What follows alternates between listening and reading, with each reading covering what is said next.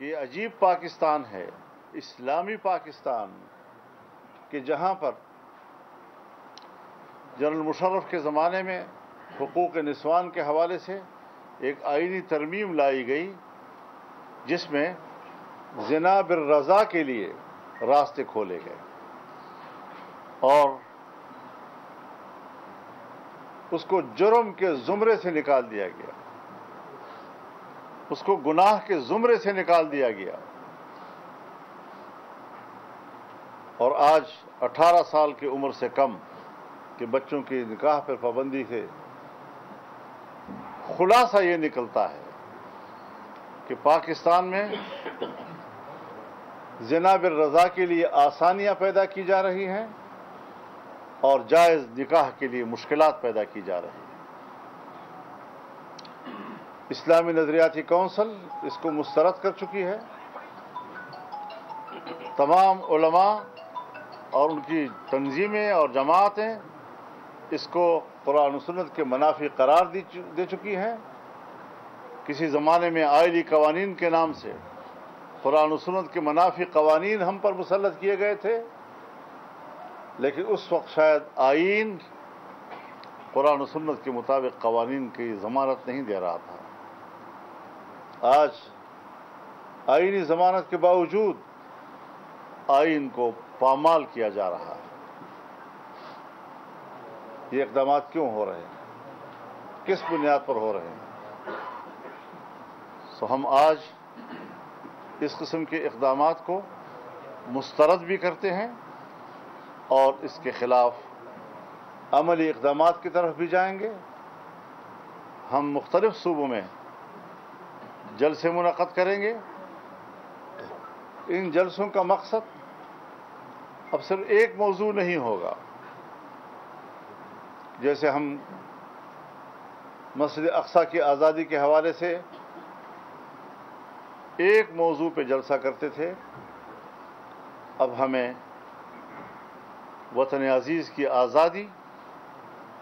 اور اسلام کی حکمرانی اور اس کی حاکمیت، اللہ کی حاکمیت کے حوالے سے بھی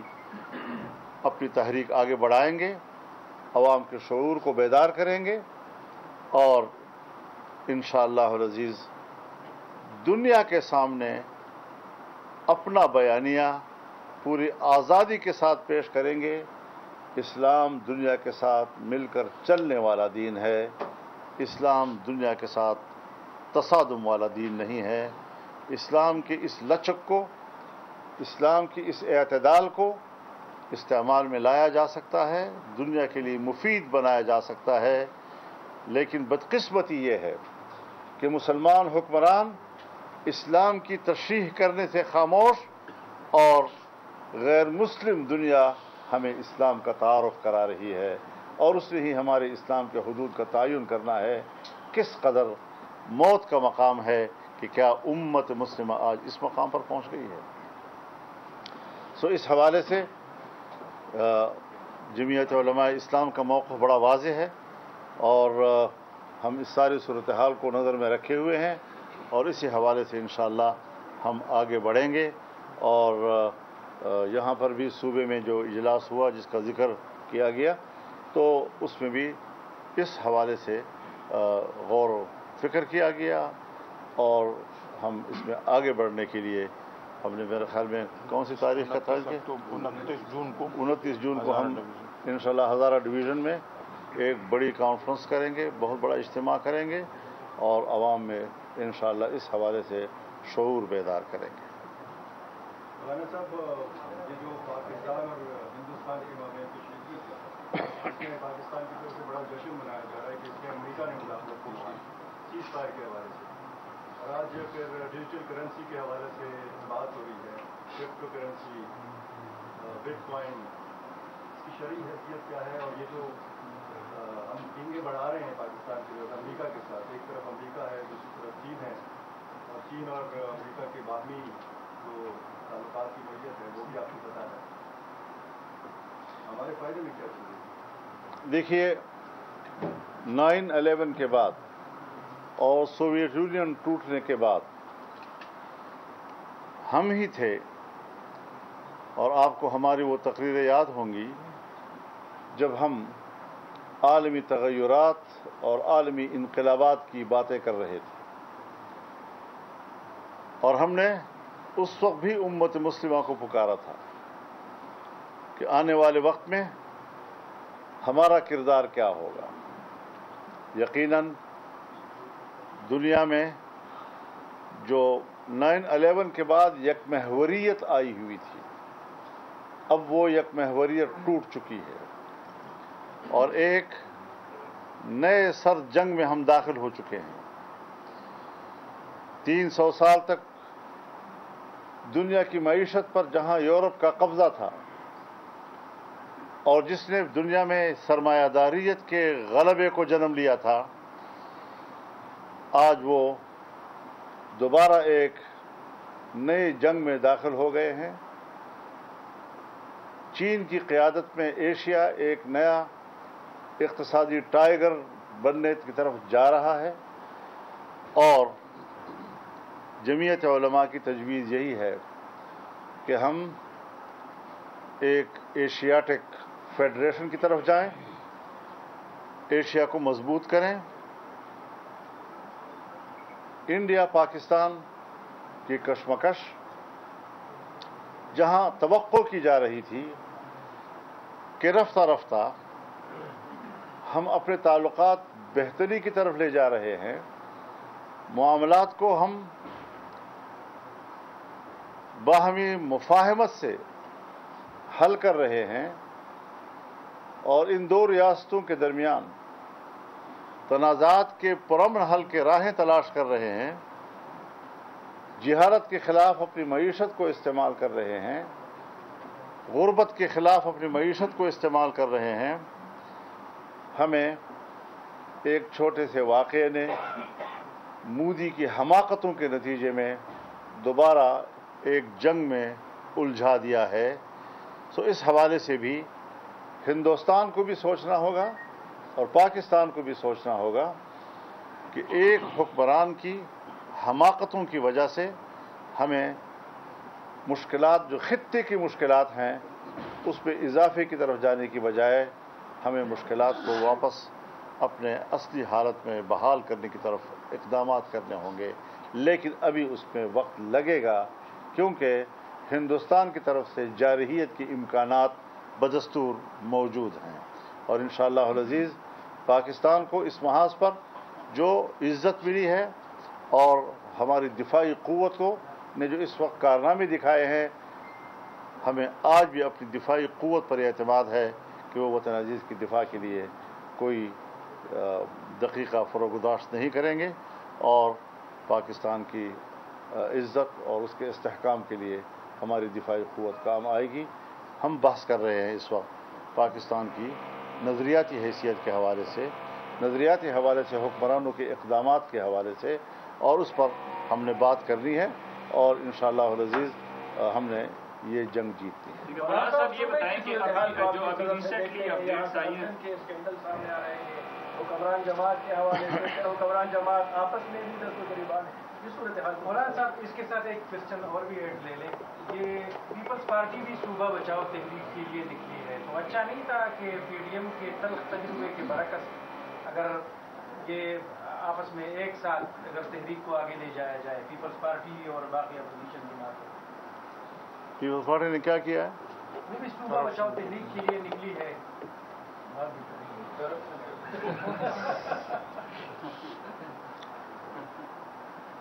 کل ایک شخص لطیفہ سنا رہا تھا کہ پیپلز پارٹی کا احتجاج اس لیے نہیں کہ کرپشن کیوں ہوئی ہے، بلکہ اس کا احتجاج اس بات پر ہے کہ ہمارا ریکارڈ کیوں توڑا گیا ہے۔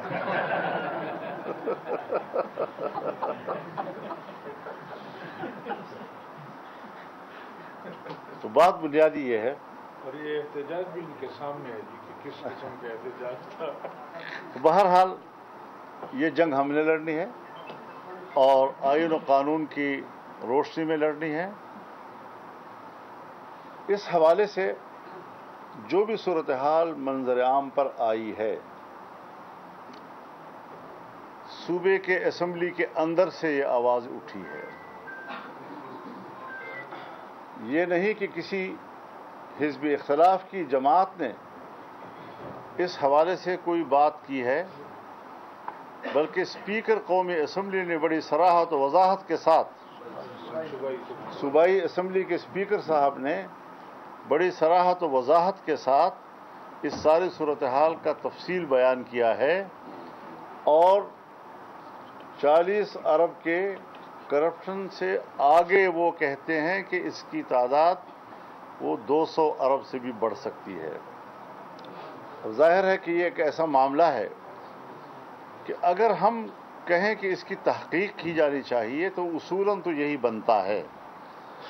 کہ اس کی تحقیق ہونی چاہیے، عدالتی سطح پر اس کی تحقیق ہونی چاہیے، لیکن دوسری طرف اس کی تصدیق اس طرح بھی سامنے آ رہی ہے کہ 20 ارب روپے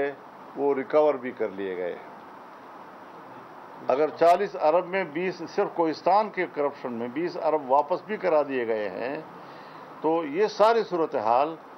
اس بہت بڑے سکینڈل یا اس بہت بڑے کرپشن کی طرف اس کی تصدیق کے اشارے کر رہے ہیں۔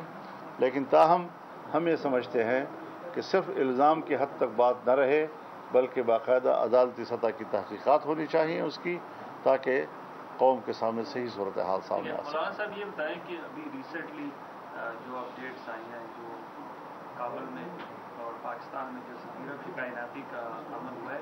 اس میں کیسے آپ دیکھتے ہیں کہ کابل اور پاکستان کے درمیان جو فاصلے ہیں وہ کم ہوئے ہیں؟ دوسرا یہ کہ جب بھی ہم دیکھتے ہیں کہ آپ میدان میں آتے ہیں تو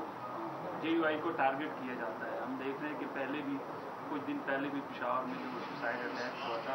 تو اس میں یہ بات سامنے آئی تھی کہ وہ آپ کے جلسے کو ٹارگٹ کرنے کے لیے وہ سوسائڈ معاملہ رہا۔ تو کون سی طاقتیں ہیں آپ کو ٹارگٹ کرنے کی؟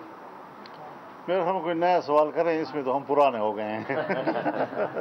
داڑیاں سفید ہو گئی ہیں۔ افغانستان والے سر کم عمر شادی سے متعلق کی تحریک آپ شروع کر رہے ہیں، اسلامی نظریاتی کونسل نے بھی فیصلہ دیا ہے، قرآن و سنت کی روشنی میں کتنا عمر ہے فیمیل کے لیے اور میل کے لیے؟ میل اور فیمیل کے لیے کوئی عمر کی قید نہیں ہے، بلوغت ہے، بلوغت۔ تو وہ بلوغت 12 سال میں آتی ہے، 10 سال میں آتی ہے، 13 سال میں آتی ہے، 14 سال میں آتی ہے، 15 سال میں آتی ہے، اور اگر کم سینے میں ان کے والدین نکاح کر دیں تو پھر اس کو خیار بلوغ حاصل ہے۔ بالغ ہونے کے بعد اس کو اختیار ہوگا کہ وہ اس نکاح کو قبول کرتا ہے یا نہیں کرتا۔ یہ کابل اور پاکستان کے درمیان جہاں تک کابل افغانستان کی بات ہے حضرت، یہ مصنوعی قسم کی ایک جیسے تنگ نظری کے نتیجے میں کچھ واقعات ایسے ہوئے کہ جس میں دونوں طرف کو مورد الزام ٹھہرایا جا سکتا ہے کہ جہاں ذمہ دار ریاستوں کو بہت بڑے تحمل کا مظاہرہ کرنا ہوتا ہے، ہم وہ نہیں کر پا سکے، جبکہ الیکشن سے پہلے یہ ساری چیزیں، اس کی بنیادیں ہم نے رکھ دی تھیں، اور تمام شعبوں میں باہمی تعاون کے راستوں پہ اتفاق کر لیا تھا ہم نے۔ اس کی پیروی کیوں نہیں کی جا سکی، اور کیوں ہم نے ان کامیابیوں کو کامیاب نتائج تک نہیں پہنچایا، یہ ساری چیزیں اپنی جگہ پر سوالات ہیں۔ لیکن اگر اب کچھ معاملات آگے بڑھے ہیں، یعنی اگر سی پیک کو ایکسٹینڈ کیا گیا ہے افغانستان کی طرف، تو یہ مزید آگے ہم اپنے جو سفارت خانے ہیں ان کو بھی اب اپ گریڈ کر رہے ہیں، ناظم الامور سے آگے اب سفیر کے منصب کی طرف ان کو لے جا رہے ہیں۔ ان کا جو یہاں پر ناظم الامور ہے وہ بھی سفیر کے عہدے پہ چلا جائے گا،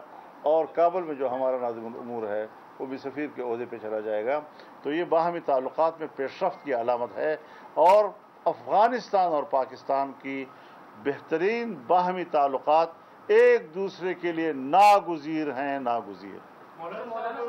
صاحب یہ بتائیں کہ اس ملک میں ادارے ہیں اور اسی طرح اسلامی اسلام کے ساتھ اگر کوئی اس طرح کا سازی ہوتی ہے، جو بھی بات ہوتی ہے، تو اسلامی نظریاتی کونسل اور اکثر آپ لوگ بھی مطالبہ کرتے ہیں کہ تو اسلامی نظریاتی کونسل کے پاس کیا ہوتا ہے، اور یہ قومی کی شادی کے بل کے بارے میں بھی کہا جا رہا ہے، تو وہ اسلامی نظریاتی کونسل کے پاس جب دیکھتے ہیں اور جب اس طرح کی ادارے وہ فیصلے کرتے ہیں تو پھر احتجاج کیوں؟ دیکھیے، کونسل تو ایک ادارہ ہے، اس نے ایک رائے دے دی، اور اس رائے میں انہوں نے صراحت کے ساتھ اس قانون کو خلاف شریعت قرار دیا ہے۔ لیکن یہ سارا اقدام اسلامی نظریاتی کونسل نے از خود کیا ہے یا ان کے اراکین کی تحریک پہ کیا ہے۔ اسمبلی اس وقت قانون سازی نہیں کر سکتی جس وقت پارلیمنٹ کی 22% اراکین کسی مسئلے کو اسلامی نظریاتی کونسل کی طرف لے جانے کا ووٹ نہ کرے۔ پہلے یہ تعداد غالباً 50% کے قریب تھی یا 40% کے درمیان تھی، اور اب وہ نیچے 22% پہ آ گئی ہے۔ تو اس کا ایک پروسیجر ہے ضرور اپنی جگہ پر، لیکن ہم نے صرف پروسیجر کو دیکھنا ہے، یا یہ کہ ہم خود بھی مسلمان ہیں اور ہمارا ایک اسلامی عقیدہ اور نظریہ ہمیں کیا کہتا ہے، اور اس حوالے سے اسلام ہماری کیا رہنمائی کرتا ہے۔ ہم وہاں اندھے کیوں ہو جاتے ہیں، ہمارے آنکھوں پر پردے کیوں آ جاتے ہیں، اور صرف اس بنیاد پر کہ ہم نے مغربی دنیا کی پیروی کرنی ہے، ان کو راضی رکھنا ہے۔ ان کو راضی رکھنے میں ہمارے اقتدار کے امکانات پوشیدہ ہیں، تو آخرت میں اللہ کے سامنے بھی پیش ہونا ہے یا نہیں ہونا چاہیے۔ تو یہ حکمران حضرت اللہ کا جرم کر رہے ہیں، یہ مجرم ہیں، قوم کی بھی مجرم ہیں، آئین کی بھی مجرم ہیں، قرآن و سنت کی بھی مجرم ہیں۔ مولانا صاحب یہ بتائیں کہ سپریم کورٹ میں مخصوص نشستوں کا مسئلہ زیر سماعت ہے، ججز نے یہ ریمارکس کیے کہ یہ جماعت کی نمائندگی نہیں ہے پارلیمنٹ میں، اس کو مخصوص نشستیں کیوں دی جائے؟ اس مسئلے کو آپ کس نظر سے دیکھیں؟ دیکھیے کورٹ جو فیصلہ کرے گی اس کا انتظار کریں گے، جب تک مسئلہ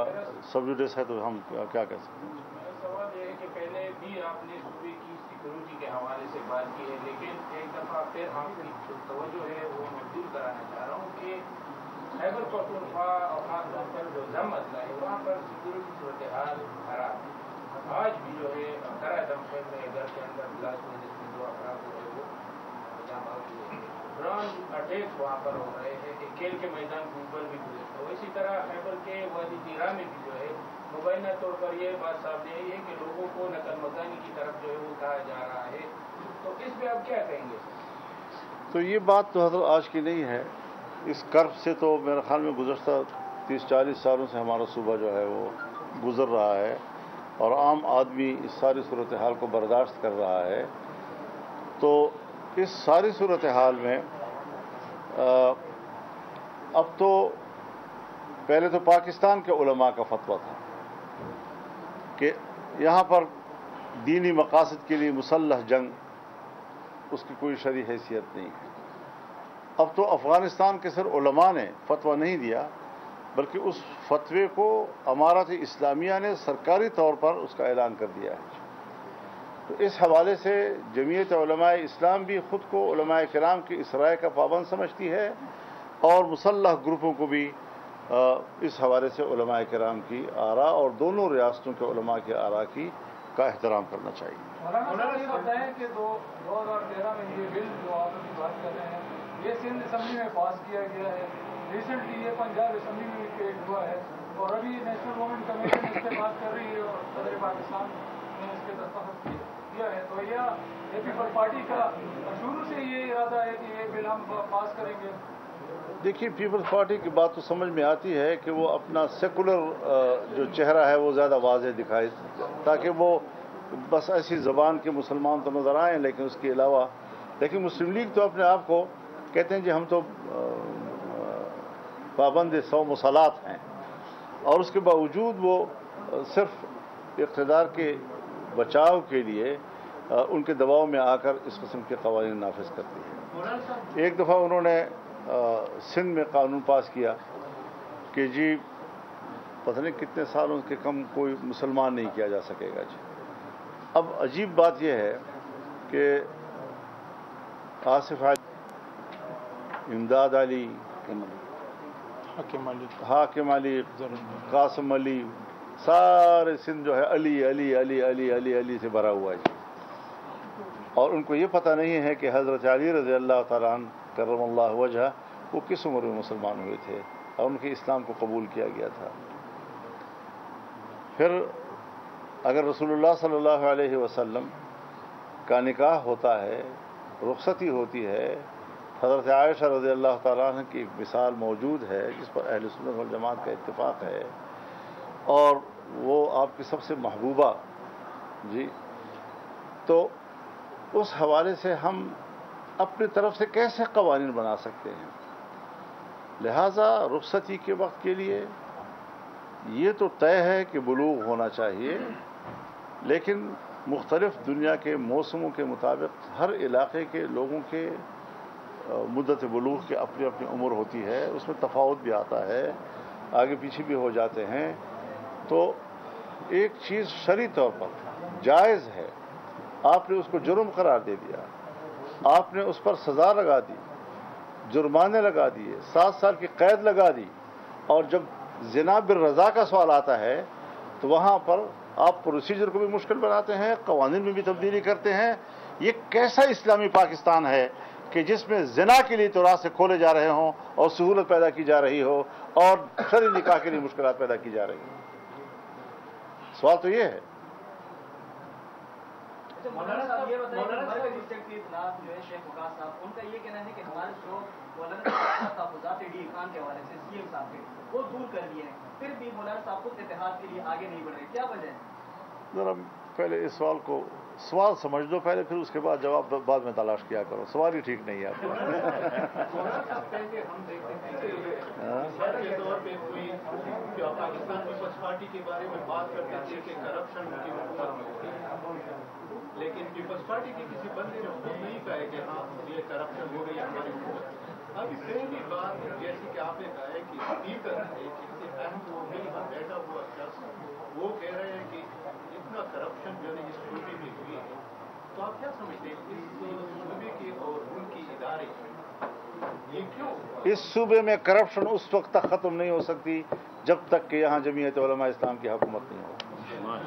हमने पहले भी साबित करके दिखाया है कि करप्शन कैसे ख़त्म की जाती है, और अब भी साबित करके दिखाएंगे। ये ठीक है कि एस्टेब्लिशमेंट ने हमारी किरदार कुशियाँ की हैं, देखिए क्या कोई आज तक एक FIR भी दर्ज हो सका है?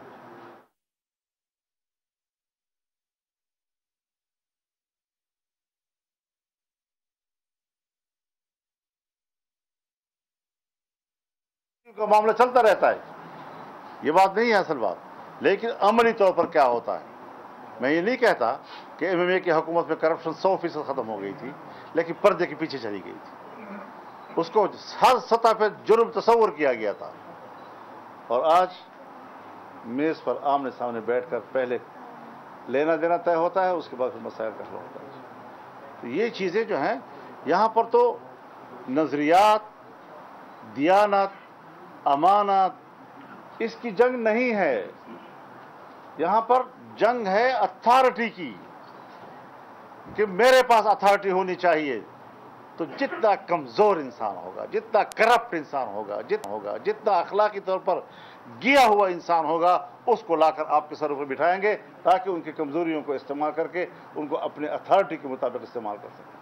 तो जंग अथॉरिटी की है, नज़रियात की नहीं है, अखलाकियात की नहीं है, और अमानत और दियानत की नहीं है। यहाँ तो अमानत और दियानत को पामाल किया जाता है, ऐसे लोगों को तलाश किया जाता है कि कौन है जो सबसे ज़्यादा करप्ट, बद अखलाक, गंदे अखलाक का इंसान, गिरा हुआ इंसान, उनको मिले और आपके मुल्क का हुक्मरान बना दें ताकि अच्छे तरीके से उनको इस्तेमाल किया जा सके। बहुत शुक्रिया आप हज़रात का जी। सब्सक्राइब करें और बेल दबाएं ताकि कोई खबर रह न जाए।